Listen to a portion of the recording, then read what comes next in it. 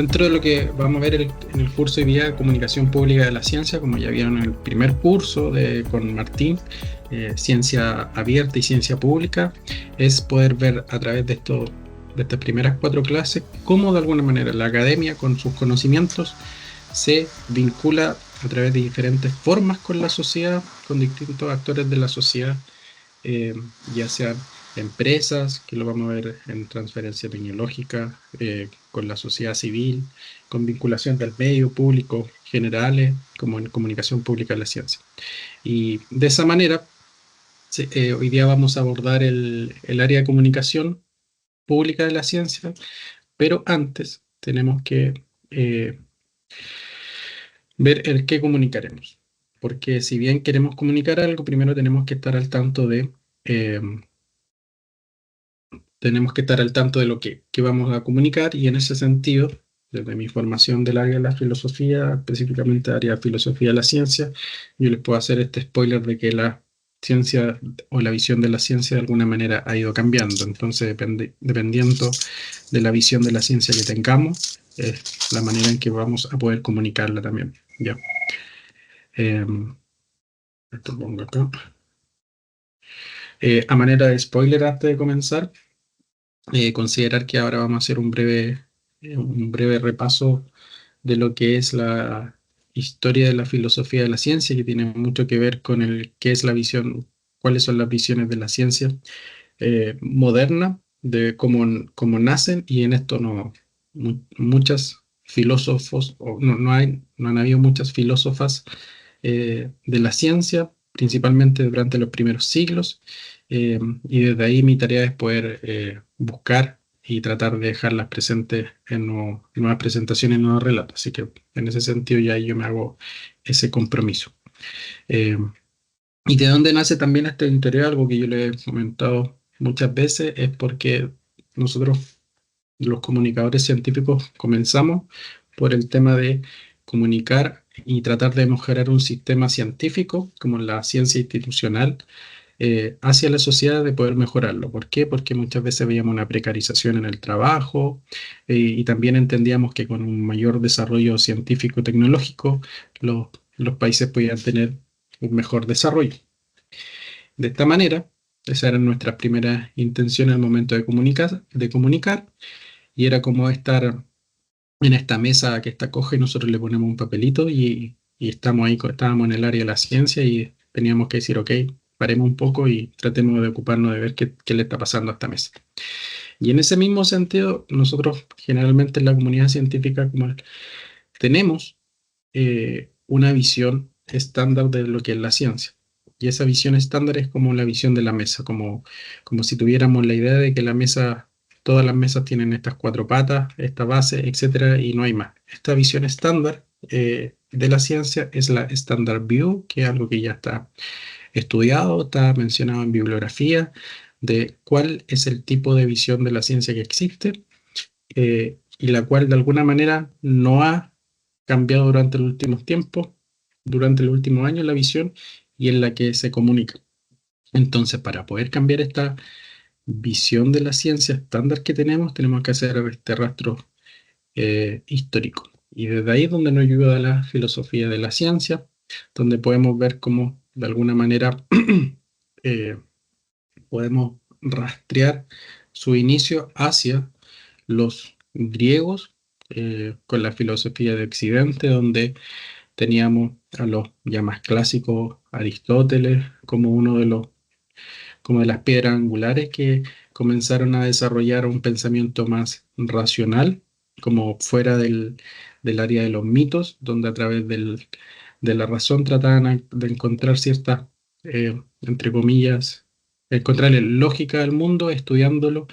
Sin embargo, una de las críticas que se le hizo posteriormente era que a la teleología que tenía la filosofía de estos pensadores, especialmente la de Aristóteles, la que trataba de buscar como el sentido último de las cosas, como el por qué estaba ahí y por qué estaba pasando eso. Por ejemplo, eh, se buscaba encontrar el sentido de por qué yo soltaba una piedra y caía a la tierra. Era porque tanto la tierra, la piedra, por ejemplo, y la tierra buscaban sus lugares naturales que eran la parte como, la piedra en este caso sería la tierra hacia abajo, y el fuego o el aire trataba de encontrar su, su lugar natural, que era el cielo, la parte de arriba. Entonces, como que trataban de encontrarle un fin último a todas las cosas que es esta teología, esta funcionalidad, y ahí muchas veces, para tratar de llegar a este fin último, es donde sus explicaciones eran un poquito abruptas y le faltaban un poquito de más experimentación o un N experimental mayor, por decirlo de alguna manera. Sin embargo, eh, como base tienen la parte de los sentidos como principios explicativos, y dentro de los modelos de pensamiento está lo inductivo y lo deductivo, que es como que va a ser una de las bases del pensamiento científico durante toda la historia hasta el día de hoy. De esta manera, así pasaron 1500 años donde este tipo de pensamiento racional, en base a esta lógica filosófica aristotélica y de Occidente, está dentro del pensamiento de los intelectuales y el que alcanza ayuda a conocer el mundo. Eh, Sin embargo, no es hasta, no es hasta el siglo XVII que René Descartes dice, ok, nosotros podemos conocer el mundo, pero lo podemos conocer el mundo no a través de nuestros sentidos, sino que lo descarta esa área y decide dejar a través de sus meditaciones metafísicas eh, el hecho de que para poder llegar a conocer el mundo o alcanzar eh, estas, entre comillas, verdades, la razón va a ser el único medio a través de los cuales nosotros vamos a poder obtener nuevo conocimiento. De esa manera, eh, Descartes propone que los sentidos nos pueden engañar de alguna manera. Empieza a descartar, por ejemplo, si yo estoy en un desierto y veo un espejismo, ya mi sentido de la visión me puede engañar y puedo sacar una conclusión errada, por ejemplo. Después, ya de evaluar toda la parte de los sentidos, evalúa hasta los propios sueños, cómo puede un sueño engañarlo a uno por el hecho de creer que puede estar viviendo una realidad, hasta llegar al punto de que el pensamiento eh, y la razón hacen que el hecho de que él esté pensando es la única como evidencia de que él realmente existe, porque se pregunta ya si yo sola, si, ya que me estoy preguntando de si existo o no, es porque estoy pensando, y si estoy pensando es porque existo. De ahí viene su frase pienso luego existo, y desde ahí sienta esta base para el racionalismo, dejando de lado todo lo que es los sentidos. Entonces es la manera en que va a conocer el mundo, y ahí tiene harto énfasis las matemáticas, que sería como, entre comillas, las ciencias con las que se pueden alcanzar verdades desde el mundo. Y digo verdades entre comillas. Sin embargo, eh, John Locke, y en el mismo siglo XVII, pero en Inglaterra, comienzan a plantear que el, iban a necesitar otro tipo de herramientas para realmente conocer el mundo, que era a través de la experiencia, de los sentidos, del empirismo, eh, porque le cuestiona a René Descartes, le dice, ok, tú puedes pensar puedes solamente a través del pensamiento conocer el mundo, eh, pero sí en algún momento vas a necesitar algo externo para poder llevárselo a este pensamiento. Y ahí es donde se toman los empiristas para decir que necesitan ir conociendo el mundo a través de la experimentación y de los sentidos, versus lo que planteaba René Descartes, que iban a haber ciertas ideas innatas que venían con el ser humano, y es donde se iba a ir construyendo todo este sistema de pensamiento. Pero John Locke dice no. No, las ideas innatas no existen y son adquiridas por el ser humano a través de los sentidos. Entonces, se comienza en el pensamiento, eh, el pensamiento científico como de la época a generar esta dicotomía, como cómo conocemos el mundo a través de la experiencia, de la experimentación, del empirismo, que es como lo que hacemos en la ciencia actual, o a través de solo de la racionalización, de la deducción, del desarrollo de un pensamiento lógico. Y ahí estaba la cuestión en ese momento.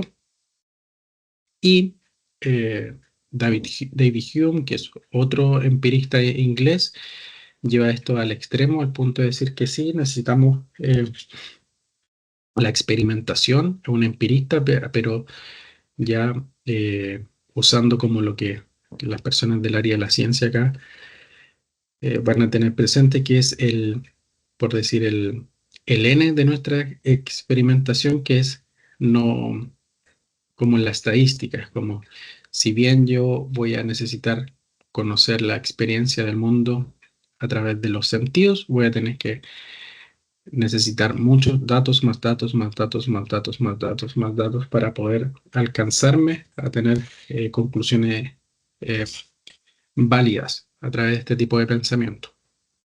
Por ejemplo, em, si yo veo un perro, salgo a la calle y veo que hay un perro con 3 patas porque se la amputaron hace pocos días, sería muy torpe de mi parte, si yo salgo de mi casa y nunca he conocido un perro, decir que todos los perros tienen 3 patas.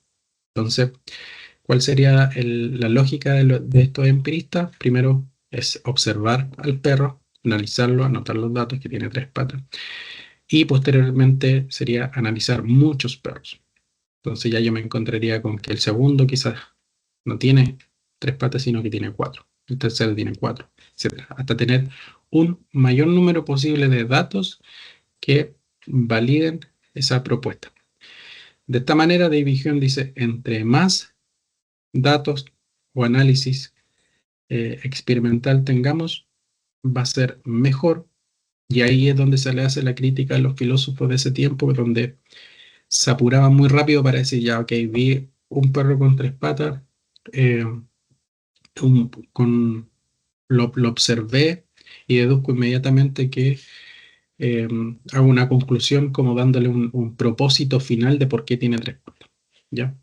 Entonces acá ya la ciencia está viendo esta experimentación con un N más grande, no solamente observando, midiendo como pocos números, sino que eh, una mayor cantidad, el cual, y aquí está también eh, la crítica que le hace como al sistema de David Hume, que es porque por mucho que nosotros queramos analizar a todos los perros del mundo, no podemos analizarlo. No puedo yo decir, ok, los perros tienen 3 o tienen 4 patas. Entonces, para poder yo llegar a tener una conclusión de este experimento, no puedo salir de mi casa, analizar a todos los perros de Concepción, después ir a analizar a todos los perros de Chile, después analizar a todos los perros del mundo, para poder llegar a tener una conclusión y de ahí sostener un sistema del conocimiento para que podamos nosotros vivir.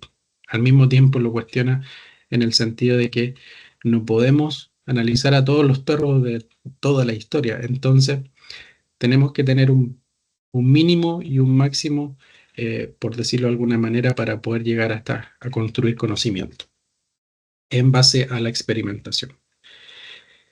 Y en esta dicotomía, no es hasta el siglo XVIII que, bueno, estaba como fragmentado y Immanuel Kant en sus trabajos, especialmente en Crítica de la Razón, eh, plantea plantea de cómo estas dos visiones se pueden unir, tanto la parte racional como la parte experimental, que son parte de el todo como de la manera en que vamos a medir, vamos a conocer el mundo. Así como si tuviéramos una cámara fotográfica, está la cámara fotográfica que es la que toma la foto, pero también tiene que existir la persona que opera esa cámara fotográfica.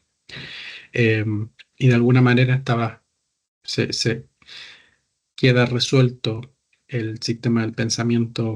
Esto es muy, de muy, de muy, de manera parafraseada y simplista, representada ahora, pero para seguir avanzando y darle lógica a esta estructura de la historia de la filosofía y la ciencia. Entonces ya con esto resuelto, se van a sentar las bases que a nosotros nos van a dar sentido de cómo se desarrolla la ciencia de manera actual, porque eh, tenemos un área de experimentación que es donde obtenemos los datos y también tenemos una parte racional donde desarrollamos hipótesis, generamos deducciones y planteamos nuevos conocimientos a través de conclusiones, etcétera. Sin embargo, en ese tiempo, para nosotros ahora ya es más de perogrullo, pero en ese tiempo ya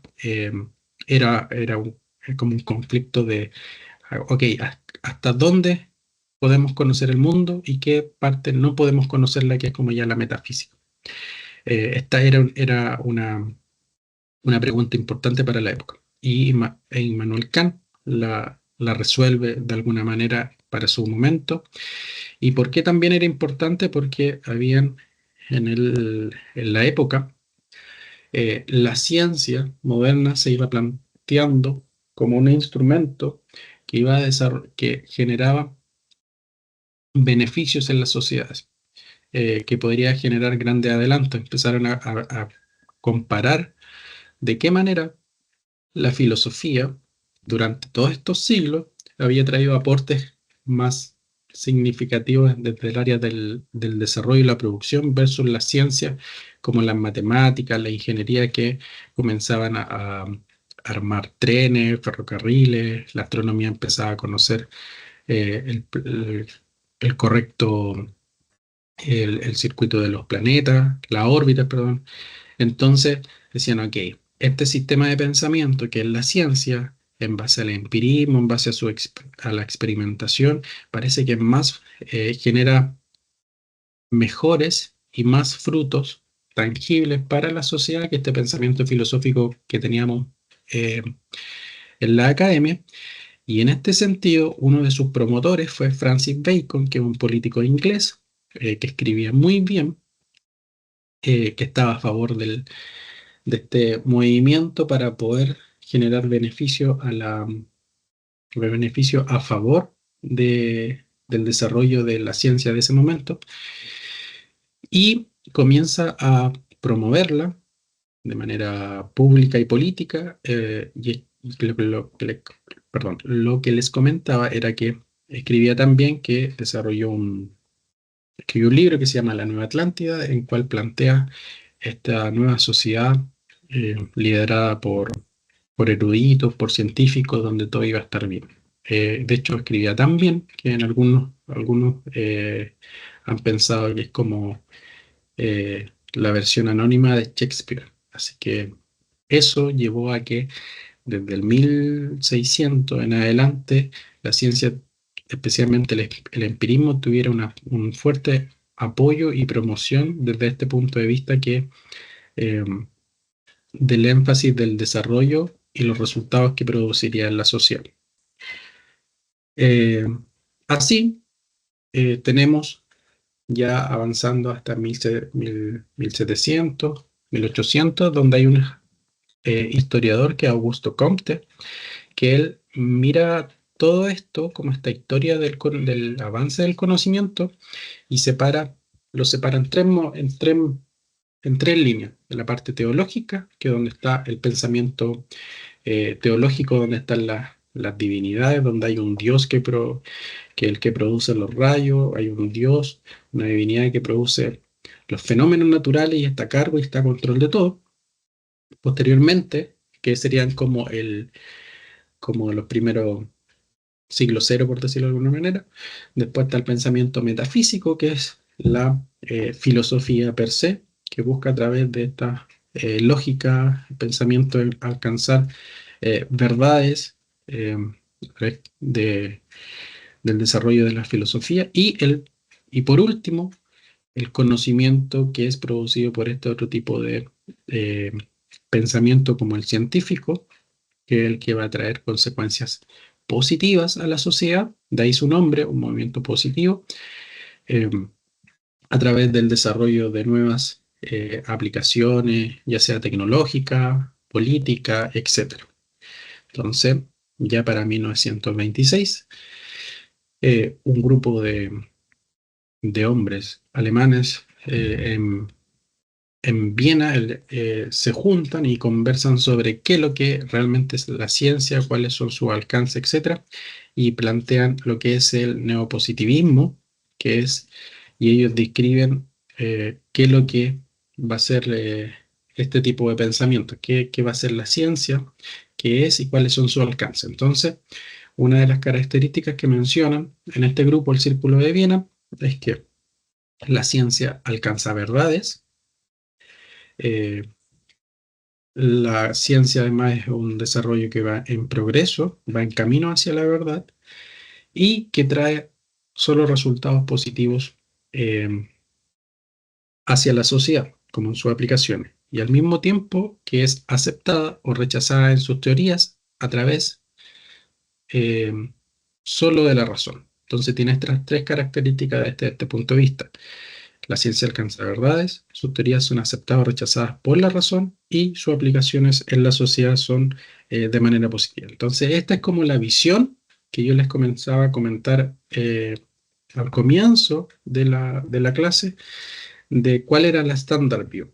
¿Cuál es la visión actual que nosotros tenemos de la ciencia? Es esta, de 1926. 1926 recoge estos últimos 4 siglos de cómo se fue madurando y gestando la ciencia moderna para que en este círculo de Viena se planteen estas características. Entonces, cuando hablamos de qué visión de la ciencia tenemos en la academia, en general, no solamente en Chile, en Latinoamérica, sino en el mundo entero, la visión estándar es esta. ¿Ya? De esta manera, después hubieron ciertos matices al neopositivismo, como es el de Karl Popper, el cual también es un positivista, pero plantea el falsacionismo, el cual dice que nosotros no es que nos acerquemos a la verdad, sino que los vamos como alejando desde la ignorancia, por eso el punto del, del rechazo de cierta hipótesis, que pareciera que obtenemos más información cuando descartamos cierta hipótesis que cuando aceptamos otras, ¿ya? Pero sigue siendo con la misma visión positivista. Entonces, aquí yo les quiero hacer una pregunta abierta a la comunidad de esta clase, que es: ¿cómo creemos que impacta la ciencia en la vida de las personas? Y aquí yo voy a dejar de compartir para que podamos conversar un rato y escucharlo y a través y a seguir conociéndonos también. Dejar de compartir.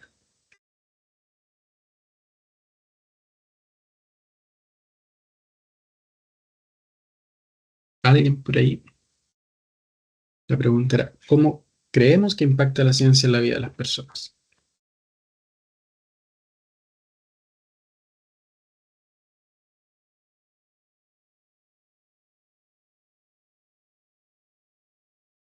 ¿Estarían a favor con la mirada que plantea? Por ahí está, Claudio. A ver, yo tengo una opinión que es matizada un poco por el grado de cultura del sector de la población al cual nosotros nos referimos. Hay un número bastante importante de personas que no sienten a la ciencia o lo que se entiende comúnmente como ciencia que los afecte ni de manera beneficiosa, sino que incluso en algunas sociedades o en algunos sectores podrían verlo un poco con una cierta desconfianza.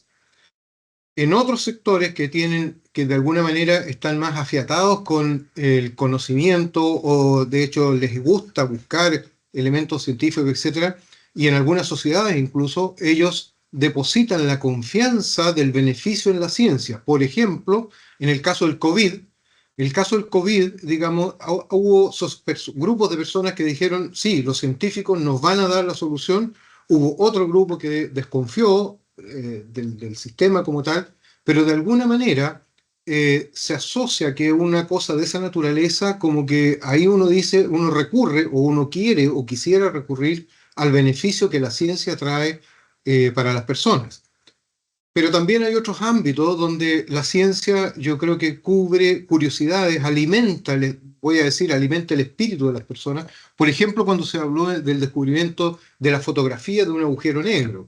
Si uno va y le pregunta a la mayor parte de las personas en qué mejora su vida o su calidad de vida el descubrimiento de un agujero negro, probablemente te va a decir que en nada, pero sin embargo a algunos les va a decir que bueno, que rico, que simpático, que me enteré de esto, qué sé yo, de ese tipo de elementos. Entonces, mi respuesta es que varía mucho bajo otros parámetros cuál es la sensación de beneficio que tienen las personas de la ciencia, pero yo diría que eso va evolucionando. Mismo si uno lo mirara en Chile, por ejemplo, si uno mirara la región del Maule, y uno comienza a indagar sobre la sensación que tienen sobre el beneficio de la ciencia, uno se va a encontrar con distintos tipos de respuestas y que están más o menos asociadas a también el interés de la persona por indagar cosas que le afectan, si es una persona del agro, si es una persona del ámbito de los negocios, etcétera, etcétera. Entonces, mi respuesta es que es variado, pero sí, en general hay una percepción sobre que la ciencia de alguna manera u otra los impacta. Súper, gracias Claudio. En ese sentido, consideramos que en relación al público tendríamos el tipo de impacto, pero que en general habría un impacto, que hay una consideración de un impacto hacia la sociedad. Ya, eso, súper. ¿Alguien más?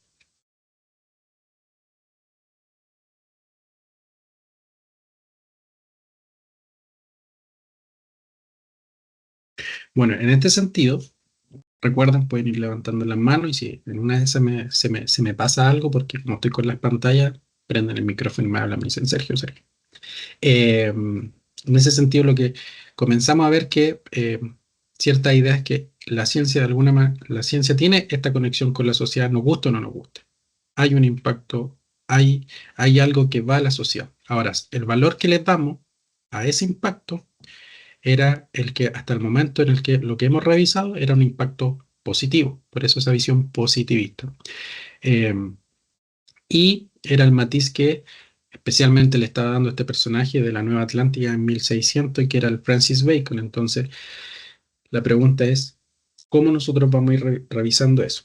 Pero la historia no queda hasta acá, sino que continuamos, pero ya tenemos esas dos pistas que nos mencionaba Claudio, tenemos audiencia y tenemos que sí o sí hay un impacto en la sociedad. Voy a compartir pantalla. Estábamos en 1936 y hasta ese momento el positivismo ya tiene de alguna manera su espacio ganado, como que disfruta de su lugar, y, pero no es hasta 1962 que llega este personaje que es Thomas Kuhn, que es un físico de la Universidad de Harvard, quien presenta una nueva visión de la ciencia de lo que hemos estado hablando hasta ahora, el cual él es un físico y como buen físico comienza a encontrar patrones. A él durante la Segunda Guerra Mundial estaba en la parte de detección de radares, etcétera, y en la Universidad de Harvard el rector le dice, ok, queremos que tú me hagas un curso de historia de la ciencia para futuros políticos, porque van a ser los que van a tomar las decisiones y eventualmente queremos que conozcan la ciencia y a través de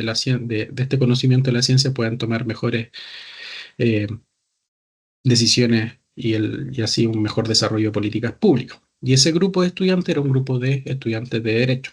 Entonces Thomas Kuhn en en su trabajo tiene que armar este curso, eh, pero por el momento la visión que teníamos, que acá nos tenemos que poner lentes, qué es lo que estaba pasando en ese entonces, que Thomas Kuhn ve, analiza la historia de la ciencia, pero la comienza a analizar de manera más profunda quizá, versus lo que estaba viendo Augusto Comte en su momento, y empieza a ver ciertos patrones.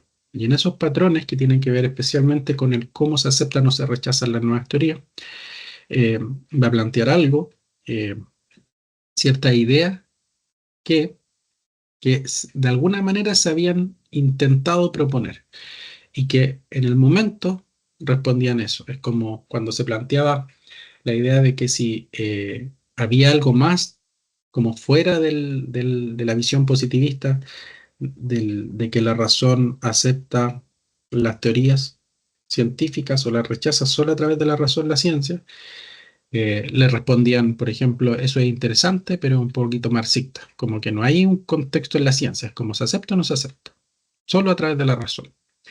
Eh, o que las ideas son independientes del contexto y punto.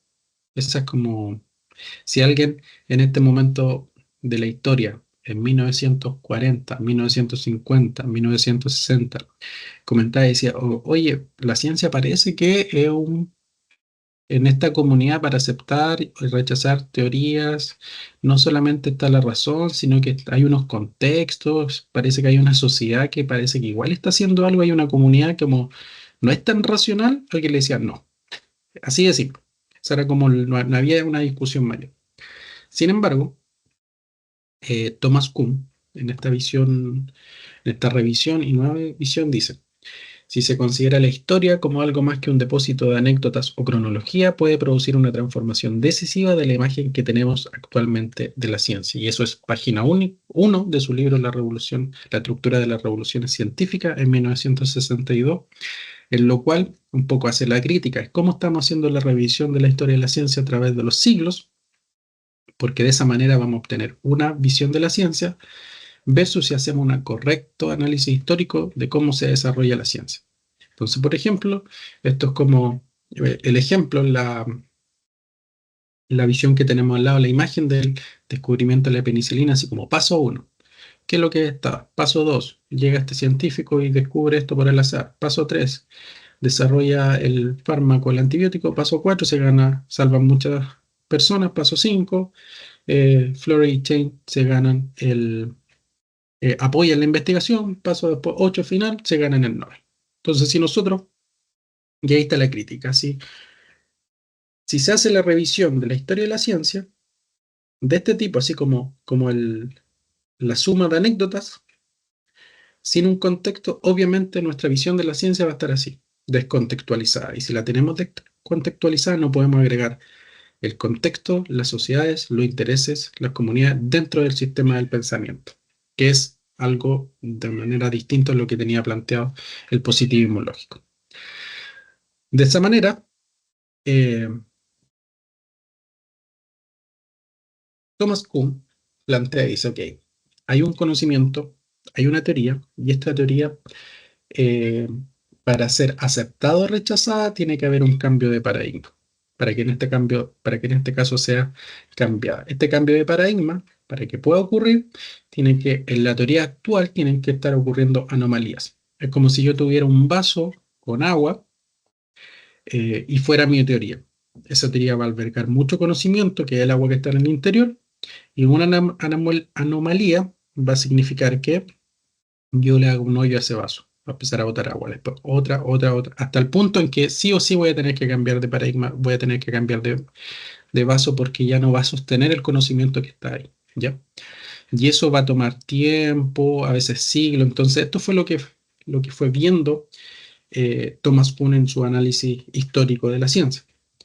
Y de esa manera, eh, antes del paradigma dice que hay una etapa de crisis, eh, donde de alguna manera el paradigma se defiende, le empiezan a llegar más anomalías, pero trata de defenderse, pero se empieza a debilitar, eh, hasta que alguien, dice acá abajo ciencia extraordinaria, alguien comienza a investigar, pero desde el punto de las anomalías, como ya son tantas las evidencias de que el paradigma antiguo no no resiste este cuerpo, este conjunto de conocimientos, sino que hay que ir a investigar ya el nuevo, y se va a investigar hacia esta otra nueva línea. Y es difícil porque en esa nueva línea no hay metodologías, no hay conocimientos previos, etcétera. Entonces es una ciencia extraordinaria.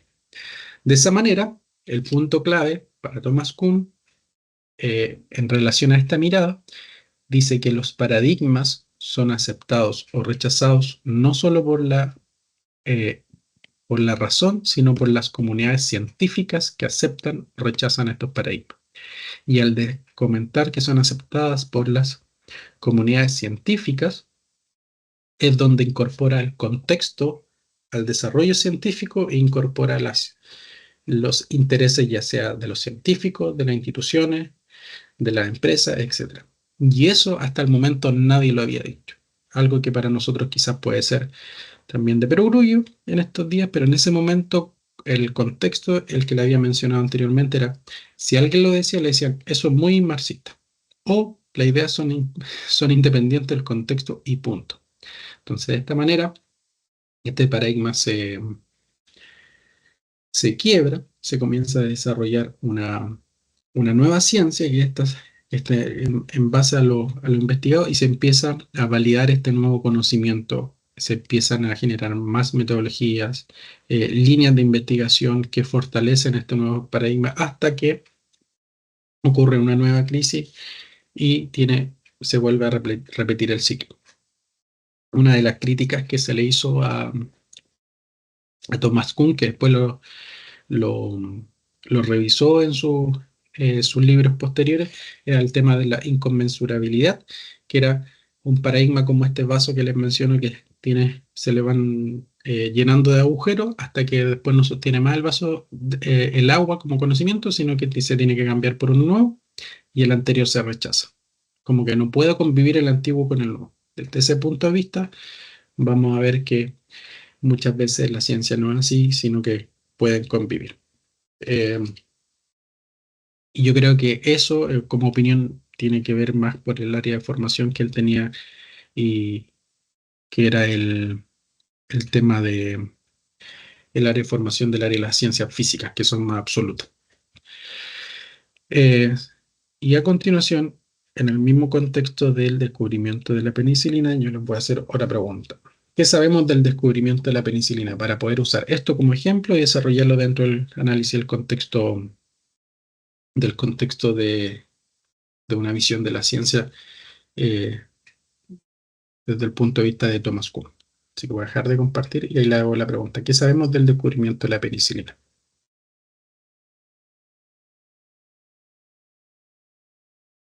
Francisco Pérez, por acá. Hola, ¿qué tal?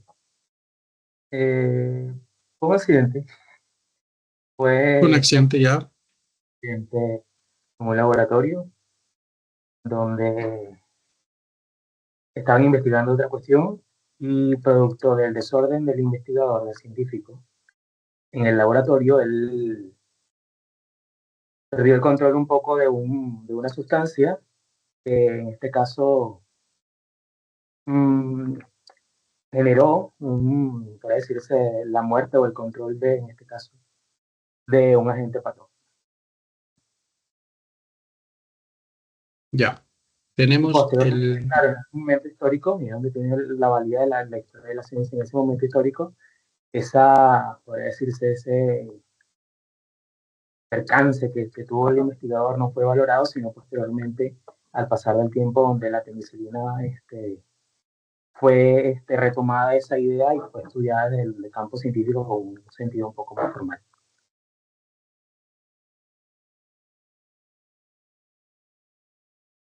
ya. Tenemos dos consideraciones, el accidente del descubridor y como ¿cómo se?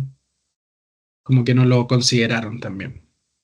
Ya, ¿alguien más? ¿Algún dato en relación a lo que sabemos del descubridor? Daniela, por ahí. Hola, ¿sabes qué? No estoy 100% segura, pero creo también que tiene que ver un poco con el contexto del principio del siglo XX, donde tiene que ver, donde habían guerras y bueno, la penicilina ayudó bastante en esa época y eso también le dio ese auge que dice el, el- el compañero anterior, donde se obligó en el fondo a los científicos a desarrollar también metodologías para su producción masiva. Entonces, ahí en la Primera Guerra Mundial, si no me equivoco, fue que salvó muchas vidas de soldados por el hecho de las infecciones. No estoy 100% segura, pero creo que es así. Y bueno, eso también generó otros desarrollos que tienen que ver con la industrialización, con los bioprocesos que parten por ahí. Entonces, ahí, ese contexto también es bien entretenido y bien importante, porque de otra forma a lo mejor se hubiese demorado mucho más en desarrollarse y en generarse industrialmente probablemente la producción de este antibiótico. Eso. Súper. En ese sentido, Daniela no está muy lejana de lo que va a ser la historia del desarrollo de la penicilina. ¿Alguien más? Si no, seguimos a continuación. Voy a mirar mi cronómetro, si no después me paso. Ya. Entonces, continuamos. Voy a compartir pantalla. Entonces vamos a hacer una revisión. La penicilina es un descubrimiento de 1928, como ya todos, la mayoría, o como nos han formado en esta área. Yo me formé en el área de la microbiología, así que por eso es algo más cercano a mí, no es algo que, que todos tienen que saber. Como dicen, cada uno lleva el agua a su propio molino. Por eso lo abordo con estos detalles. Eh, en 1928 se descubre por este accidente, como bien comentaba su compañero, donde Fleming se va de vacaciones, queda alguna placa por ahí abierta, entra una espora de un hongo que es del penicilio y se da cuenta que está inhibiendo el crecimiento de las bacterias, que era algo que ellos estaban buscando. ¿Por qué? Porque el contexto, podríamos hablar como de los paradigmas del entonces, tenemos que cómo combatían a las bacterias o las enfermedades infecciosas era a través de la inmunización, de las vacunas desarrolladas pues, especialmente por Louis Pasteur en Francia. Y por otro lado estaba la quimioterapia, que eran moléculas sintéticas que mataban a estos microorganismos para así poder salvar la vida de las personas. Entonces tenemos estos dos paradigmas. Uno que es las vacunas, que es el mismo virus, pero atenuado, como el mismo ser vivo que ayuda a que el sistema inmune dé una respuesta, o la otra es una quimioterapia que es una molécula sintética que va matando a estos microorganismos a través de cierta afinidad, pero también tiene este efecto colateral en el cuerpo. Entonces, dentro de eso, no había más opción de pensamiento como decir, ¿cómo encuentro algo nuevo? Y ahí, por eso, también el valor de lo que se descubrió en la penicilina en 1928, que era la penicilina es una molécula, pero no es sintética porque es una molécula producida por un hongo que mata específicamente a ciertas bacterias. Entonces, era como decir que en ese tiempo estaban pensando en negro, en blanco y aparece un rojo. Entonces, como que, pero ¿por qué? Si nunca habíamos visto un rojo, entonces no puede ser. Por eso, darle valor a que a la mirada crítica que tuvo que tener Alexander Fleming para poder no botar esa placa y dejar que esto siguiera adelante, igual está presente en ese sentido, porque está dentro de dos paradigmas y surge un tercero. Ya mencionamos cómo era esta historia. Dentro de los primeros años, volviendo acá, Alexander Fleming se dedica a aislar la penicilina desde los cultivos de los hongos. Penicilina viene de penicillium. Y sin embargo, Fleming es de formación, no es químico, es de formación médica, él es un médico que trabajaba estudiando por el área de la quimioterapia. Eh, Aísla este nuevo compuesto y de alguna manera empieza a salvar ciertos animales, pero no tenía una concentración muy grande su aislado desde los cultivos. También por ahí está la anécdota de que, una anécdota no muy buena, pero que una persona que estaba enferma se le dio la penicilina y al día 3 ya no tenían más y tuvieron que empezar a filtrar desde la propia orina del paciente y ya le dieron cuarto, quinto día y no fue suficiente y la persona se murió. Eso es como para ejemplificar un poco que no había la cantidad necesaria y tampoco las concentraciones necesarias para poder enfrentar una enfermedad infecciosa. Sin embargo,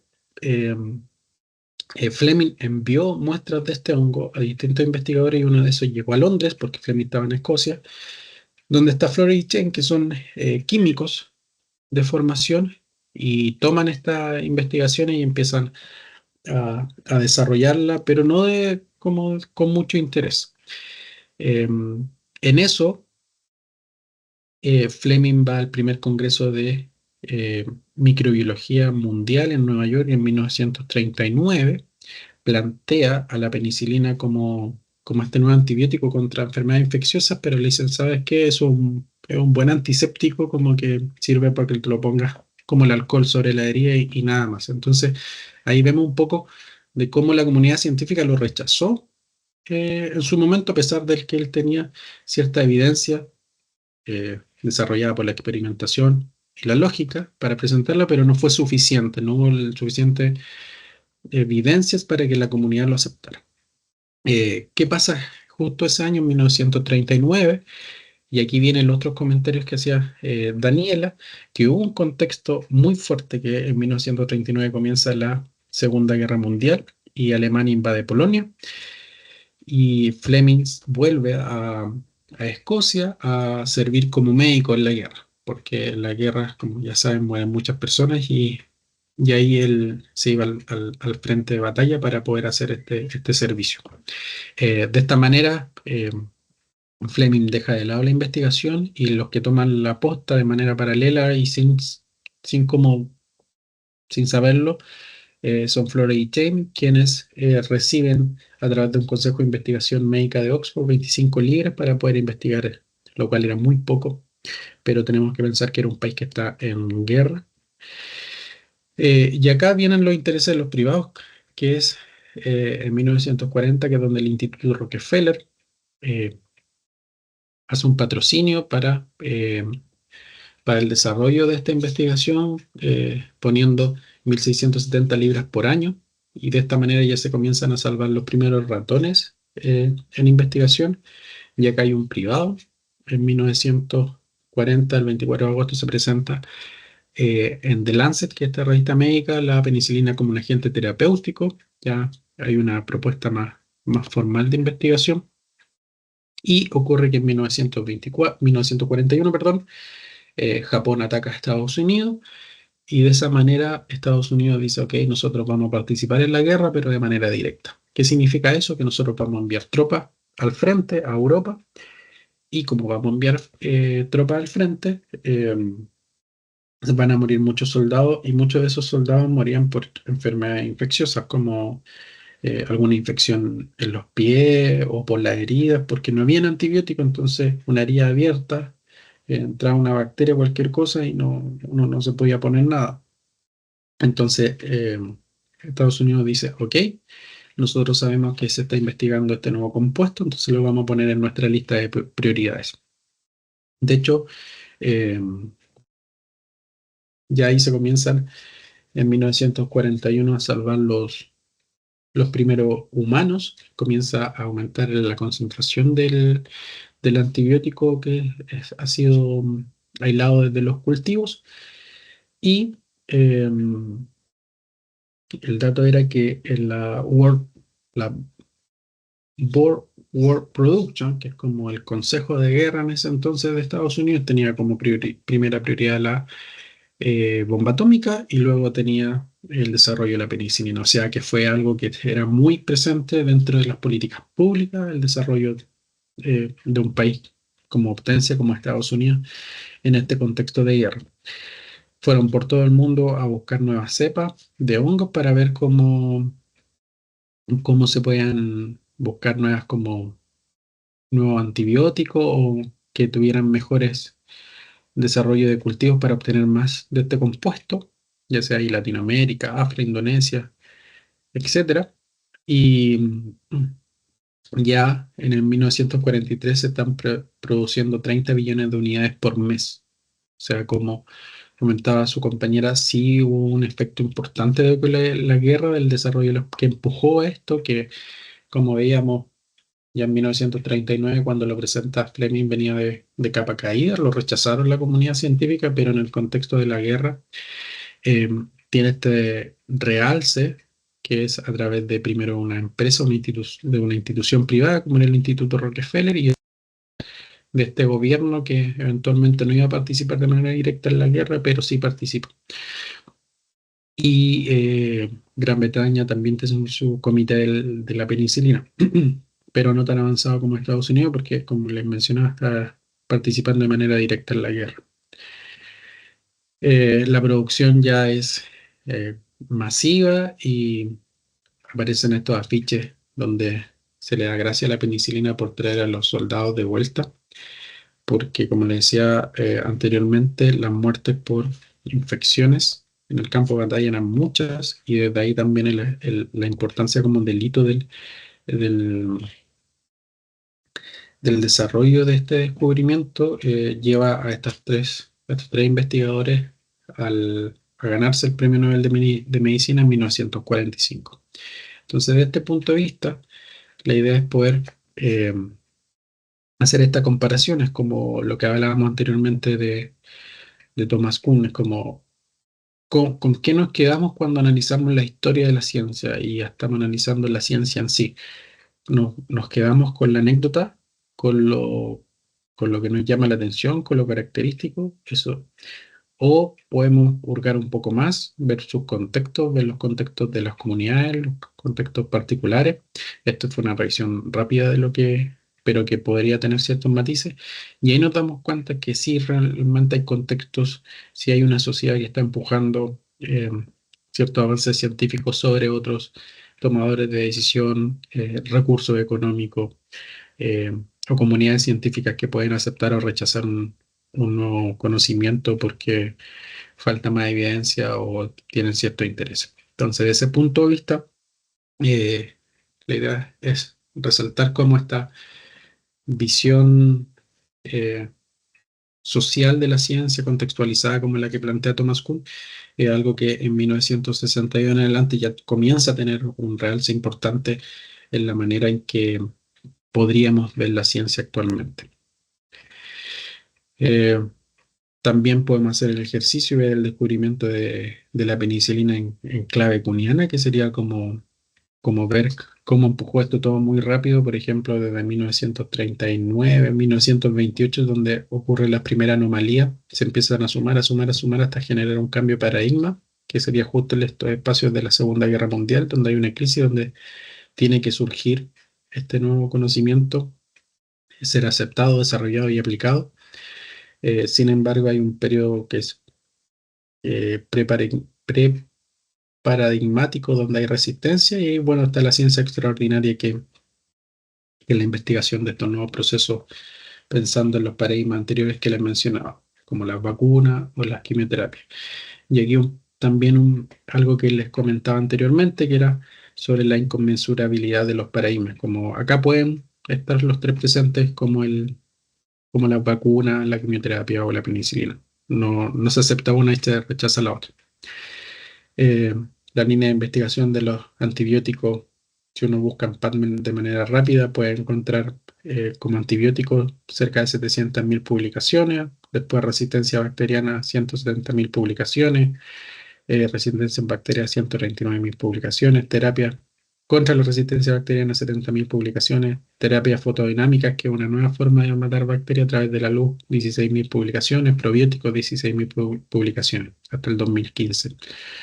De esa manera podemos ver cómo los antibióticos empiezan, este nuevo paradigma empieza también a ramificarse, a volverse más sólido, a consolidarse, a generar líneas de investigación especializadas, como las que les mencioné aquí arriba. Y debería ocurrir que existe un nuevo paradigma donde algo va a cambiar, que sería como si nos tomamos como la estructura, como el patrón, nos podríamos preguntar qué va a pasar ahora, como por ejemplo el tema de la resistencia bacteriana. Quizás los antibióticos ya no nos sirven más, vamos a quedar como en la era post-antibiótico, y se tiene que generar una crisis, lo cual se está generando. La Organización Mundial de la Salud plantea que de aquí al 2050 va a haber una crisis en relación a la resistencia bacteriana, donde van a surgir, y ya están surgiendo estas bacterias multiresistentes que nos dejan sin opciones para combatirla a través de los antibióticos, y eso provoca desde muerte hasta problemas económicos y ambientales. ¿Y cómo lo vamos a resolver? De aquí ejemplificando un caso como el impacto social que tienen estos paradigmas, como acá está Fleming, que lo llevan como a su oficina cuando es escogido rector de la Universidad de Edimburgo por toda la comunidad académica. Entonces yo lo hago como para ayudar a contextualizarlo, es como lo que tendría que hacer el rector de nuestras universidades para que la comunidad académica lo tome en brazos y lo lleve a su oficina para que tenga su jornada laboral. Entonces son realmente paradigmas que cambian la sociedad de manera importante, pero también esta estructura se puede ver en otros contextos como microparadigmas, por decirlo de alguna manera. Esto es el contexto exterior, lo que significó, y como en resumen era qué y por qué comunicar la ciencia. Tenemos el qué, cómo ha ido cambiando, cómo tenemos esta ciencia moderna del siglo XVII, ver la parte del racionalismo y empirismo, cómo se fueron uniendo estas dos formas de pensar la ciencia. El positivismo lógico, que es la visión estándar, que era lo que él comentaba, que era un poco de dónde eh, quería o nos gustaría que saliéramos, como ver esta nueva visión que es la propuesta de Thomas Kuhn, que es de las revoluciones científicas a través de la sociedad y los contextos, como darnos esta vuelta. Y desde ahí, pero todavía la ciencia ha ido cambiando y aquí nos vamos a tomar un poco de este efecto que tiene sobre las comunidades y qué tipo de comunidad, que era lo mencionado por Claudio. Tenemos luego en los años 70 un tiempo que se le llama la macrociencia, que ya son estos programas gubernamentales donde los países deciden invertir en ciertas líneas de investigación, donde hay más fondos, donde hay grupos de investigación, etcétera, ¿ya? Ahí se puede pensar harto en lo que es la Guerra Fría, en este tipo de investigación, en las carreras espaciales, etcétera. Entonces hay fondos que son instituciones que están llevadas a poder sacar adelante este desarrollo científico. Posteriormente, después tenemos la tecnociencia, que en los años también 70, el anterior, perdón, era posguerra. Acá tenemos la tecnociencia, que es el año 70, donde se trata de buscar cómo la ciencia se puede aplicar a través de distintas maneras a la sociedad, pero también al mismo tiempo de buscar nuevos fondos, no solamente gubernamentales, sino como privados, hacer las startups, empresas, etcétera, para poder hacer estas investigaciones, ya no como macro proyectos de investigación en un país, sino como laboratorios más pequeños, líneas de investigación, etcétera. Entonces, de esa manera, este proceso, esta etapa se le llama tecnociencia, pero ya pensando que sí o sí se vincula con la sociedad. Y posteriormente podemos pensar ahora en los años 90, que los efectos que ha tenido la ciencia desde la academia han tenido también repercusiones en la manera en que la sociedad observa a este tipo de conocimiento, a la academia, etc. Entonces, desde ahí, Ulrich Beck, un sociólogo, plantea esta forma de verlo como la sociedad del conocimiento y la sociedad del riesgo, donde ambas, la sociedad que está como en la academia desarrollando investigación, desarrollando estas tecnologías, etcétera, van a llegar a la sociedad con estas aplicaciones, estas comunicaciones, etcétera, pero también van a tener un factor de riesgo. No solamente van a llegar con cosas buenas, con cosas positivas, sino que van a tener un efecto colateral, ya sea de manera consciente o de manera inconsciente. Quizás a veces no ocurre, quizás a veces sí ocurre, pero sí ya se genera una brecha entre ambas sociedades, entre la sociedad del riesgo, que es la que está afuera, la que está mirando qué ocurre, y la sociedad del conocimiento. Al mismo tiempo, esta brecha se abre por los tecnicismos propios del lenguaje de cada una de las sociedades, especialmente lo de la ciencia, que se ha ido especializando con los años, y hay que hacer convivir ahí las dos áreas, como los dos idiomas. Entonces, desde ese punto de vista, la pregunta nueva, es cómo sería la propuesta actual de como el tipo de visión de la ciencia como una sociedad del conocimiento, con todo lo que significa esto, como su idioma, sus integrantes, sus aplicaciones, su desarrollo, y por otra parte una sociedad externa que también tiene su propio idioma, eh, sus actores y sus conocimientos también. Y desde aquí tenemos para poder retomar la pregunta. ¿Cómo creemos que impacta la ciencia en la vida de las personas? A ver si tenemos alguna opinión ahora, después de este.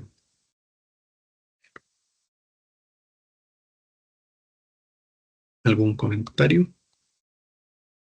Por ahí, Claudio. Bueno, lo que tú mostraste reafirma un poco la idea que uno puede tener respecto de el impacto en las personas. Y hay un determinado detalle que dada tu exposición, la sociedad actual es muy sensible al riesgo. Y de hecho hay un libro bastante adecuado que se llama La sociedad y el riesgo cero. Es decir, la sociedad actual es muy temerosa del riesgo, pero al mismo tiempo es bastante inconsciente de la aceptación de determinados riesgos que conlleva la derivación natural de la ciencia, que es la tecnología. Entonces, y muchas veces la tecnología avanza sin el conocimiento cabal de las implicancias asociadas. Y voy a citar un ejemplo muy reciente de una publicación que fue de un académico de la Universidad de Talca y que fue destacada por la revista Nature y que apareció ayer o anteayer en el diario como una de las publicaciones de mayor impacto, que tiene que ver con el efecto de los campos electromagnéticos en las abejas y cómo las abejas son perjudicadas y dañadas por los campos electromagnéticos que emiten las líneas, las torres de alta tensión. Entonces, las personas aceptan el beneficio de la tecnología sin conocimiento cabal de las implicancias, pero tampoco quieren esperar o quieren aceptar el efecto del riesgo cero. Y tú insinuaste de alguna manera con una fotografía bastante impactante que había ahí respecto de los efectos que la ciencia en sí acarrean. Sin embargo, yo creo que esos efectos, más que por la ciencia en sí, van por las tecnologías que se derivan de la ciencia y que muchas veces esas tecnologías, al salir del ámbito científico y al ser colocadas en un ámbito tecnológico, se enfrentan con un problema secundario, pero no menos importante, y que es la relación seguridad de la aplicación versus las ventajas económicas de la aplicación. Seguridad versus ventaja económica en el ámbito privado es una contradicción, porque efectivamente muchas veces si uno hace un análisis de lo que significaría la aplicación científica tecnológica con un grado de seguridad enorme para disminuir el riesgo, acercarse el riesgo a lo más cero posible, lo hacen económicamente inviable. Entonces, ahí hay una serie de elementos que empiezan a jugar en el ámbito del efecto y qué tanto la sociedad puede meterse y aceptar un riesgo. ¿Qué riesgo está dispuesta a aceptar? Y curiosamente, la sensación que queda es que la sociedad quiere riesgo cero y eso es imposible. Es decir, de momento que uno haga alguna alteración del medio de la forma que sea, alguna consecuencia va a tener el entorno. Por último, es una ley física de la termodinámica que dice que cualquier cosa que uno haga sí va a tener un efecto en el entorno. Entonces, yo creo que la sociedad no está consciente del análisis del riesgo que significa no la ciencia per se, sino que el conocimiento asociado, que eso de alguna parte va a pasar a una responsabilidad que está ya incluso más allá del ámbito de la ciencia, siendo responsabilidad del científico advertir claramente las consecuencias de lo que está desarrollando. Es decir, es algo que puede ser muy positivo, pero también puede tener consecuencias muy nefastas si se usa de mala manera. Súper, gracias Claudio. Ahí en ese sentido yo creo que mencionaste algo que como, valioso de alguna manera, ver como la continuidad que podría ser conocimiento científico, aplicación social. Es como hay una cadena así como ya yo científico genero este conocimiento, lo transmito, lo transfiero a través de una tecnología o alguna aplicación, pero también me hago parte de esta cadena de valor de decir, ok, yo estoy entregando esto, pero también tengo que ser responsable tanto yo como mi comunidad, de lo que estoy entregando, las repercusiones que podría tener, ya sea de manera eh, directa, indirecta, a corto, mediano, largo plazo, y también ya después vienen las tomas de decisiones, como vamos a aplicar esta tecnología bajo qué evidencia científica. Entonces, la evidencia científica va a tomadores de decisiones o va a ciertos directores de tecnologías que las van a aplicar y también tienen que tener la evidencia, el mayor guardo de evidencia. Pero si hay una conexión y después sí va a haber una conexión con la sociedad que va a responder. Lo mismo que tú mencionaste de lo del riesgo cero, como la sociedad va a captar estos efectos intrínsecos de los cambios en la naturaleza o de alguna aplicación de alguna tecnología o alguna política pública nueva. Desde ese punto de vista, eh, vamos a hacer como el énfasis de por qué es importante tener como este cuadro al momento de comunicar la ciencia. Porque acá yo les voy a seguir compartiendo pantalla. Estábamos acá. Hay una investigadora argentina que comenta: los públicos, expertos y divulgadores coinciden en una imagen que es la que se está transmitiendo a la sociedad sobre lo que es la ciencia. Y esta imagen tiene un fuerte valor positivo, que es esta visión positivista.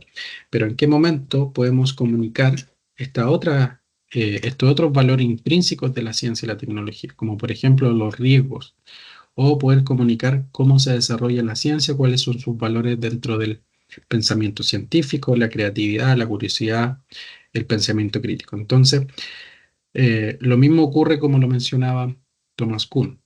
Si nuestra comunicación va a estar basada en anécdotas de lo que se descubrió, lo que no se descubrió, sin un contexto ya sea de aplicación o un contexto de investigación, vamos a estar eh, generando, como dice bien en su libro, como una ficha de turismo de un lugar con los datos que son más icónicos, visibles entre comillas, cuando uno va a un sector o a una ciudad nueva, se encuentra un folleto turismo y dice, ya acá están los puntos clave, pero uno sabe que si deja eso de lado y empieza a recorrer, o la ciudad la comienza a recorrer con alguien del sector o de la zona, va a encontrar otras realidades, va a encontrar otros lugares para visitar, otras comidas, etcétera. Entonces, de esa manera, eh, ¿cómo podemos cambiar?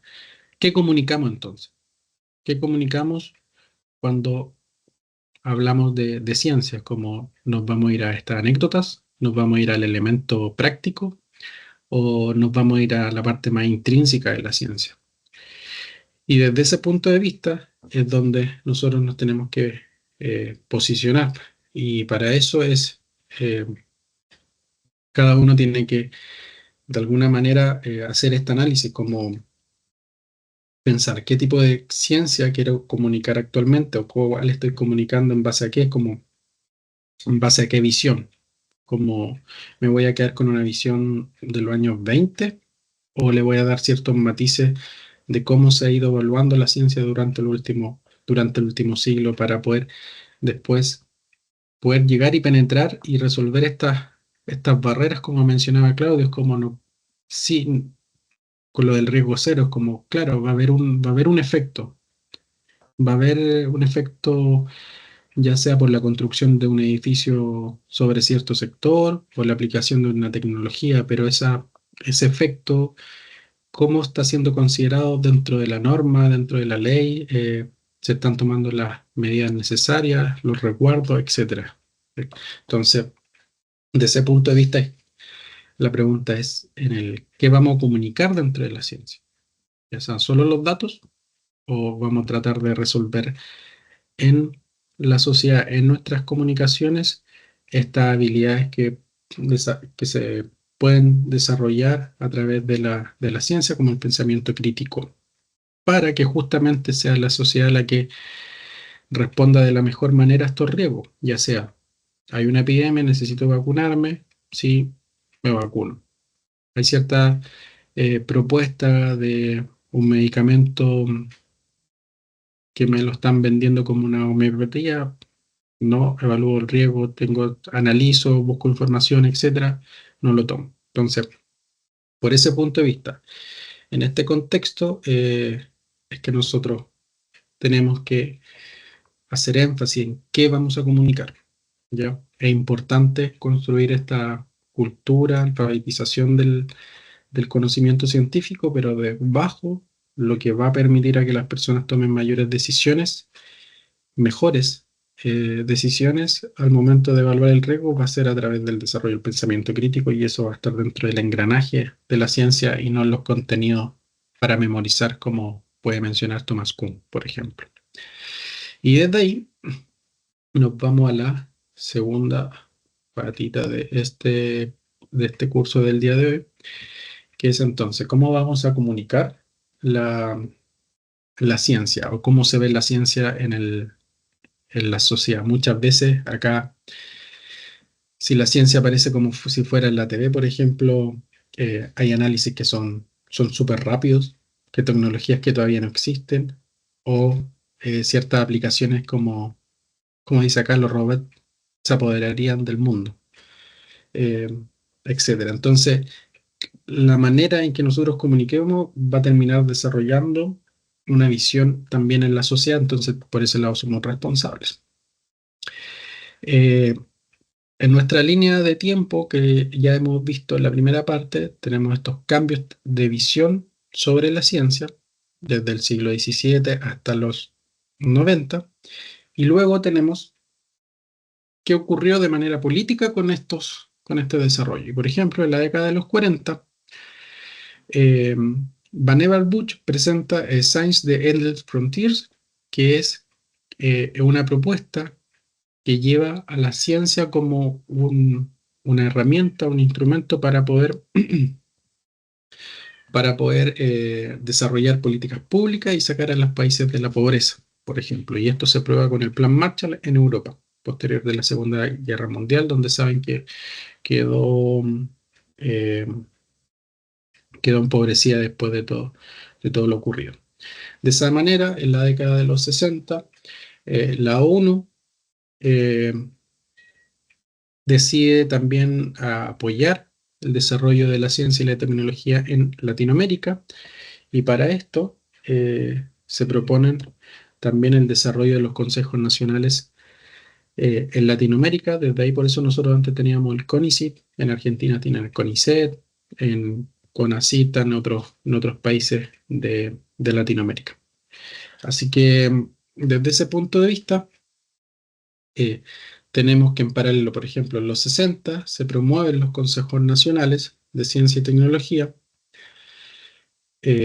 pero esto va muy de la mano de la visión que tenemos en la década de 1930, que a la derecha, que es este positivismo lógico con un matiz de falsacionismo propuesto por Karl Popper, porque recién está surgiendo esta visión de, social de la ciencia propuesta por Thomas Kuhn en los 60.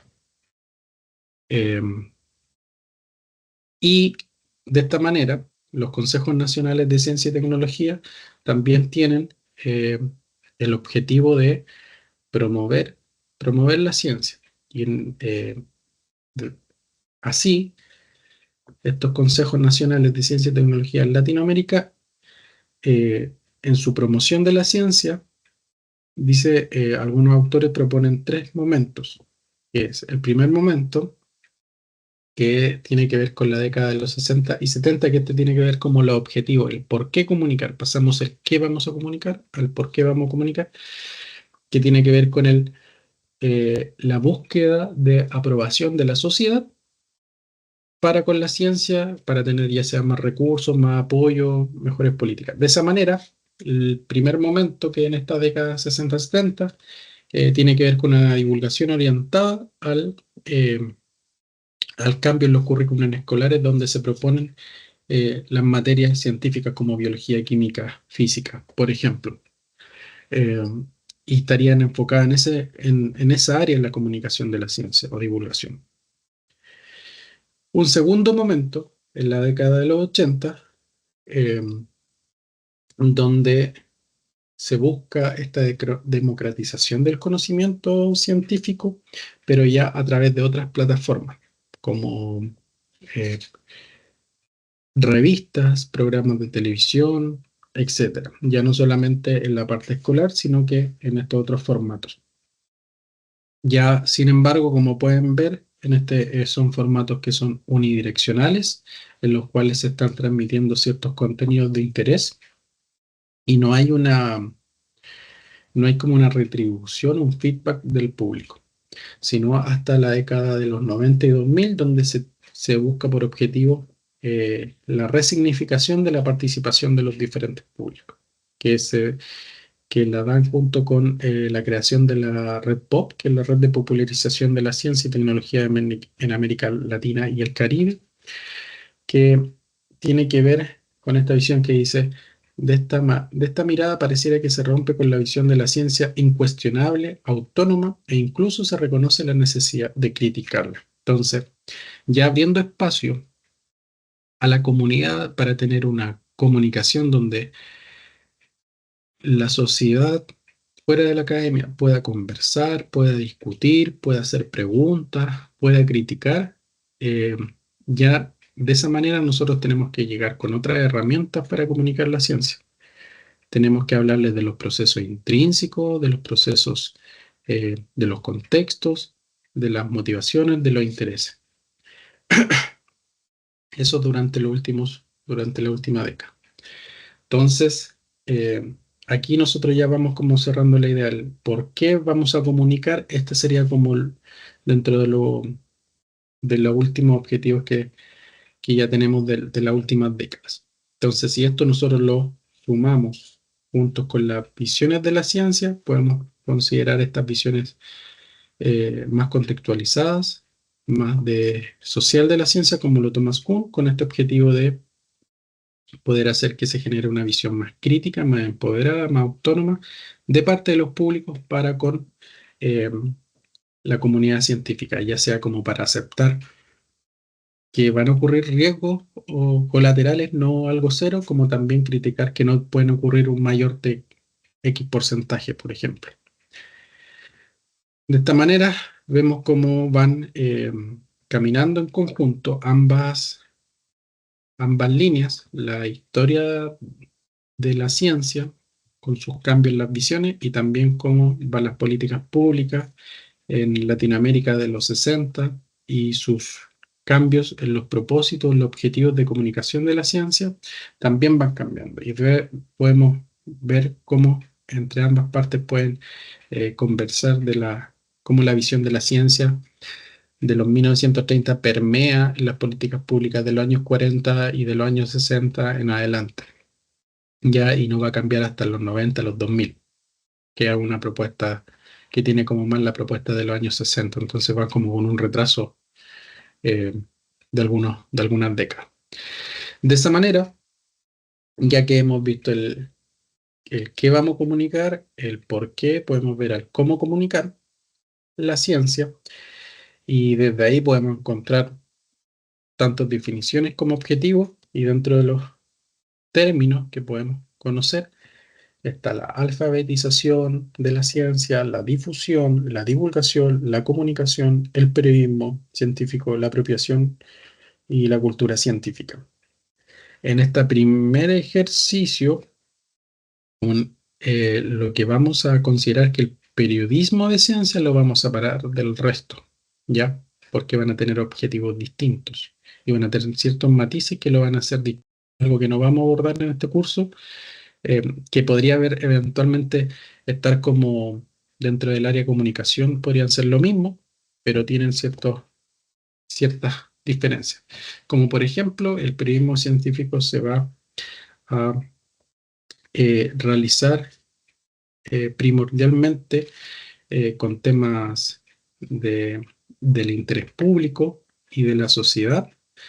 También va a tratar de entregar los elementos de juicio disponibles para poder valorar lo que está ocurriendo, versus en la divulgación, donde generalmente los contextos o estos elementos de juicio no van a estar. ¿Ya? Entonces el periodismo va a tener estas características como de del interés social o el impacto en el público, en la sociedad, la vinculación con la actualidad. Tiene que ser verificado también lo que se está comunicando, y también el tema de la inmediatez de la noticia, el valor noticia, que es lo del momento, versus la divulgación, que puede ser no temporal. Yo puedo estar hablando de la vida de Marie Curie, por ejemplo, versus el periodismo de ciencia, que va a generar estas noticias con estos elementos. Entonces, de esta manera, de todas las definiciones, vamos a dejar el periodismo afuera y nos vamos a enfocar en la que está por este otro lado. Y en esto podemos encontrar que tanto la alfabetización, la difusión, la divulgación, la comunicación o la apropiación de la ciencia van a tener ciertos matices, pero también van a tener muchos puntos de encuentro, se van a solapar y van a estar, pero sí vamos a encontrar que algunos van a estar más a un extremo, otros más al otro extremo. Y desde ahí, alfabetización es como lo que podíamos considerar en el primer momento de esta divulgación científica en América Latina, donde se busca que las personas tengan como lo básico, como los contenidos, como entender, como el currículum escolar científico, como saber lo que son los átomos, saber qué es lo que son las ecuaciones de movimiento, etcétera, etcétera. Eso sería como para poder conversar, sería como el lenguaje básico. Ya, y en ese sentido, esa alfabetización puede ser unidireccional y no hay problema con eso. Pero no profundiza hacia los como valores intrínsecos de la ciencia. Lo mismo ocurre con la divulgación, que es algo unidireccional, y que busca también, tiene esta mirada como vertical, como del conocimiento científico viene desde arriba y la sociedad me tiene que escuchar y tiene que acatar. Y acá nos vamos a quedar con comunicación, donde comunicación vamos a evaluar este término como una definición más acorde al objetivo del por qué comunicar ciencia, que era lo mencionado anteriormente, como de que la sociedad pueda poder empoderarse, ser autónoma, generar críticas, poder eh, poner a prueba a la ciencia, lo académico en casos específicos. No estamos diciendo que vamos a hacer juicio, pero sí poder cuestionar que como son acciones propias del pensamiento crítico. Esta definición va a estar acorde a ese objetivo del por qué vamos a comunicar, y también va a estar acorde a la visión de la ciencia que vamos a comunicar, que tiene que ver con la visión mascuniana de los 60 en adelante. Y esta definición, planteada en el 2003, tiene que ver con un objetivo más amplio que dice: la comunicación de la ciencia se define como el uso apropiado de distintas herramientas, medios, actividades y diálogos. Y ahí hablan de distintas herramientas porque vamos a ver que pueden haber diferentes formatos, pero que necesitan respuestas de parte del público, ya sea una o más. O entonces ya tengo que hablar de que tengo que tener un espacio donde saber lo que está pensando mi público, lo que está aprendiendo, cuál es su inquietud, etc. Y una de esas respuestas puede ser tomar conciencia, divertirse, despertar interés, formación de opinión y la comprensión de las temáticas que está ocurriendo. Entonces, de esa manera,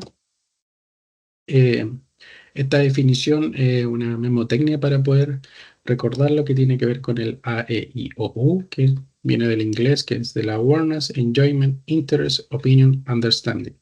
Entonces, ¿cómo podríamos comunicar ciencia dentro de este contexto que es mi visión particular de comunicación de la ciencia? Porque otras personas les pueden transmitir otras ideas, pueden tener otra bibliografía, otras intenciones. Es a través de teniendo en consideración estas 5 letras y este formato de respuesta en la sociedad y de comunicación con la sociedad, que serían estos objetivos.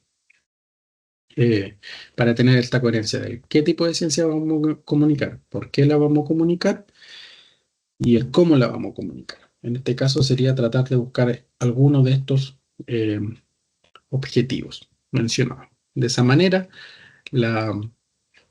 se propone que esta forma de comunicar ciencia, esta definición, tiene distintos niveles donde vamos a encontrar que necesitamos una base como de alfabetización donde tenemos que desarrollar ciertos eh, contenidos mínimos para poder ir escalando en la montaña.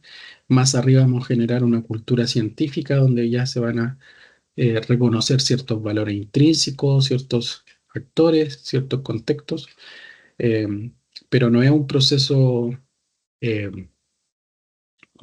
puntual, aislado y que se va a acabar de manera inmediata a medida que yo haga una actividad de divulgación, de comunicación de la ciencia.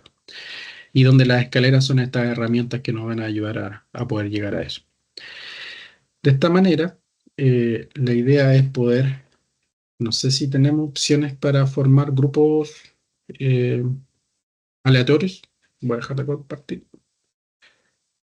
Sí. Ya vemos 28 personas. Pero antes quiero que le saquen un pantallazo a esto. Pero voy a compartir pantallazo para que la siguiente actividad va a ser que en grupos de 3 personas o 4 puedan analizar experiencias de comunicación de la ciencia que conocen. Es decir, por ejemplo, yo fui al café científico de la Universidad de Talca en tal bar, que era con cerveza. Entonces, pongo el nombre de mi experiencia 1, y evalúo. La A, la I, la O, la U. Ya, esta actividad me ayuda a tomar conciencia en relación al desarrollo científico per se, ya sea dentro del método científico, de los actores, del conocimiento.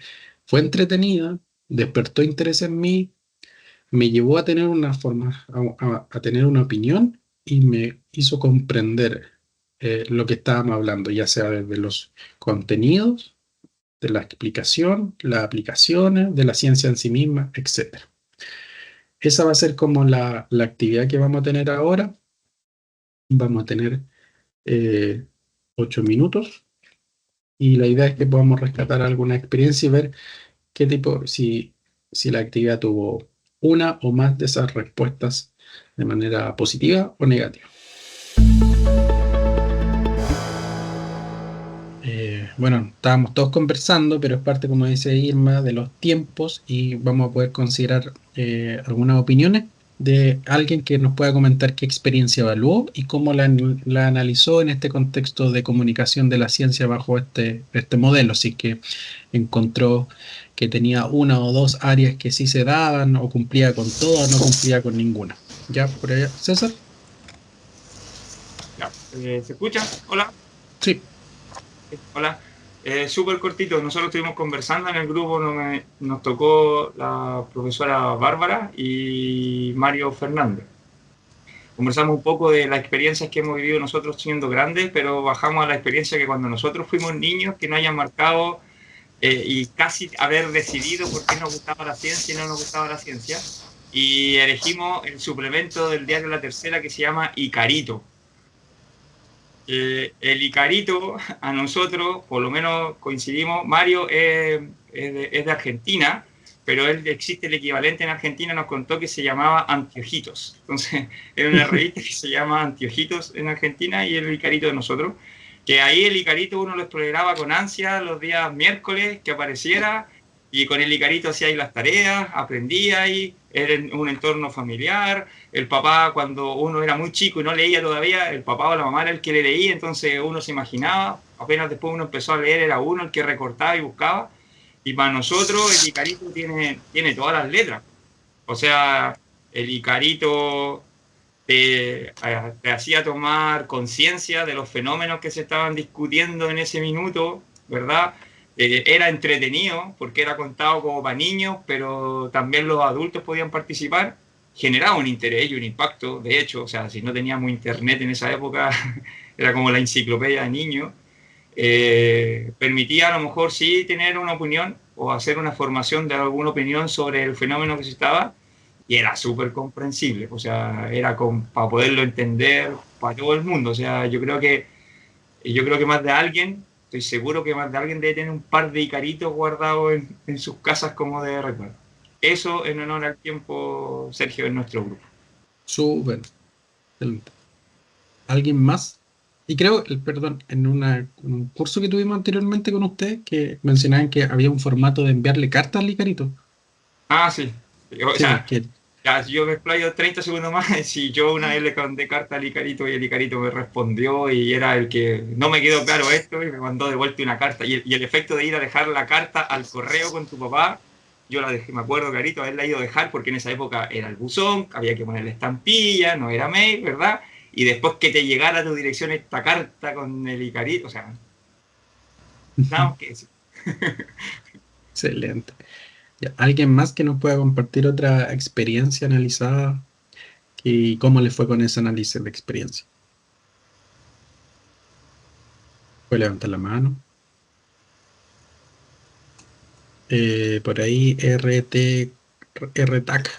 Igor, Ya, por acá, dale. Igor Restagler, ¿cómo estás? Mucho gusto. Gracias por la exposición. Bueno, yo participaba como oyente en algunas charlas, en particular relacionadas a física. Asistía a física de las tardes de invierno de la Católica, alguna vez en presencial, y los últimos años en el formato híbrido ese online, y son charlas dirigidas a público general. Son bastante amenas, tienen un lenguaje bastante coloquial y que lo hace didáctico también, lúdico, dependiendo, bueno, del expositor. Recuerdo dos en particular, una que era sobre agujeros negros, que es un tema que yo no conocía en profundidad, sino que solo superficial, y me motivó a leer un poco más, investigar y ver cuál era el tema de fondo, o sea, y cómo eran las líneas de investigación en ese ámbito de las energías asociadas, que son distintas a las que uno se mueve. Y la otra, un poco más lúdica, que es un clásico de física, que es Ben Gurion, que es una forma bien lúdica de acercar la física, que era, se puede escuchar la forma de un tambor, por ejemplo, relacionando con ondas. ¿Ya? Entonces cumplía con varias cosas, con el método, te incentivaba a utilizar un poco o entender el método científico, era entretenido y, como se llama, el rescato que era positivo, o sea, porque había también un espacio de interacción, o sea, bidireccional. Eso es bastante bueno. ¿Ya? Y bueno, para uno que está metido en el cuento, uno ve cómo eso incide sobre la sociedad en sí mismo, porque te ayuda a desarrollar ciertos matices o formas críticas de interacción dentro de los individuos que no están formados o no tienen una formación particular, ¿ya? O que son de otra área. Eso también es importante. O sea, ahí yo diría que marcaría que es importante seguir esa línea de ciencia, tecnología y sociedad. Uh, Eso. ya. Me llamó la atención lo del tambor, lo que se escuchaba Sí, eso. sí, son buenos. Eso fue el año pasado, que es el título, ahora por aquí lo tengo, que es se puede escuchar la forma de un tambor. Eso, por ahí los tienen ahí, están grabados en YouTube y todo eso, incluso. Uno los puede buscar. Ya. ¿No? Gracias, Igor. ¿Alguien más? Tenemos el último comentario, a ver si tienen alguna. Beatriz. Sí, muy breve, gracias. Estuvimos hablando sobre foros con temáticas científicas asociadas a una película, el Festival de Teatro y Ciencia que se hizo con Explora Maule, y repasábamos lo relevante que es la formación de opinión, pero lo difícil que es medir eso, y por otro lado en la comprensión cuál era la mejor manera de acercarse a, digamos, hacerla tangible. ¿Qué instrumento sería el más adecuado según el contexto, según el nivel etario de los participantes, de los estudiantes en este caso? Comentábamos ahí que nos han llegado encuestas pudiendo ser de 5 preguntas, se extienden a 50, llegan fuera de tiempo, entonces tal vez eso también pudiese ajustarse, pero básicamente la opinión, la formación de opinión y la comprensión serían las más difíciles de lograr. Y como reflexión, ¿qué espacio también le abrimos a los estudiantes, a los jóvenes, para que ellos nos comuniquen, para que nos hagan esas preguntas más informales en el cafecito, porque de esa manera también nosotros podemos ir midiendo, ¿no? Esos discursos, qué tanta apropiación hay, qué tanta interpretación hay, desde dónde los leen también, ¿no? Entendiendo orígenes diversos de nuestro estudiantado. Súper. Bueno, ahí como bien mencionó Beatriz, van a haber unas áreas que van a ser como más interesantes, más prescindibles de medir. Y la pregunta viene es cómo medimos después la respuesta, que es un poco en la unidireccionalidad, en lo que es solamente entrego información, yo no me hago cargo de lo que está pasando al otro lado. Y al abrir este contexto más bidireccional, tengo que hacerme cargo de lo que está ocurriendo para validar o no, para ver cómo se realizó esta actividad, ya sea a través de una encuesta, de participación, de pregunta, etcétera. Entonces, y viene la parte también práctica, ¿qué pasa con un niño de 8 años que no le voy a aplicar una encuesta, por ejemplo? Están los contextos. Entonces, como vemos, acá estamos en la parte del cómo lo vamos a comunicar y acá solamente considerando esta definición, con esta estrategia se nos comienzan a abrir estas diferentes directrices de desarrollo y al mismo tiempo de ponernos en práctica ya. ¿Cómo vamos a realizar cada una de estas de estas líneas de trabajo? ¿Cómo las vamos a medir? Y después esta matriz se nos puede ampliar con los diferentes públicos, edades, contexto, etcétera, etcétera. Así que en ese sentido, la comunicación pública de la ciencia es un campo bien fértil donde hay harto que trabajar. Sin embargo, ahí yo soy bien enfático, que si ponemos buenas bases del punto de qué vamos a comunicar, nos da como en la coherencia para después decir por qué lo vamos a comunicar y el cómo lo vamos a comunicar. Entonces nos vamos como ordenadito. Y así ya, como nos quedan los últimos minutos, yo voy a aprovechar de hacer mención acá de, bueno, estábamos en esta actividad, y los formatos, dentro de los formatos podemos agruparlos, vamos a tener formatos no mediados y formatos mediados. Los no mediados es cuando puedo tener interacción quizás directa con algún participante de la obra. En este caso puede ser los museos, las conferencias públicas, donde puedo estar directamente con el científico o la ciencia, la jornada de puerta abierta, donde están los estudiantes, donde están los científicos trabajando en stand, donde hay ferias, donde están donde yo puedo acercarme al científico y a la ciencia. Los cafés científicos, eh, donde hay donde bueno, está el científico, hay un entrevistado, un periodista, un comunicador científico que hace de intermediario también, pero está la persona ahí mismo. Los juicios ciudadanos, también en un formato no mediado. Y por el otro lado están los formatos mediados, como son periodistas de ciencia o comunicadores que desarrollan libros, entrevistas, ahí dice ciencia en la prensa, ciencia en la televisión también, donde no puedo generar tampoco no puedo generar ¿cómo le pregunto a alguien que está en la televisión? Como, por mucho que sea un científico o un periodista el que está hablando, no puedo interpelar a la ciencia de manera directa. Un podcast, por ejemplo, libros y revistas, sitios web, etc. Entonces, de esa manera, dentro de lo que hablábamos, la idea es cómo vamos a comunicar la ciencia en base al por qué la vamos a comunicar y en base al qué tipo de ciencia vamos a comunicar. Esas son las 3 preguntas con las que me gustaría que nos quedáramos el día de hoy, que si bien no están muy presentes muchas veces en nuestra acción de comunicación de la ciencia, ya sea porque las pasamos por alto o las pasamos rápido y tenemos que hacer las actividades, pero creo que es bueno ahí quedarse con cierta idea para poder eventualmente desarrollarla más en profundidad, tenerla clara así como si existen, están por ahí.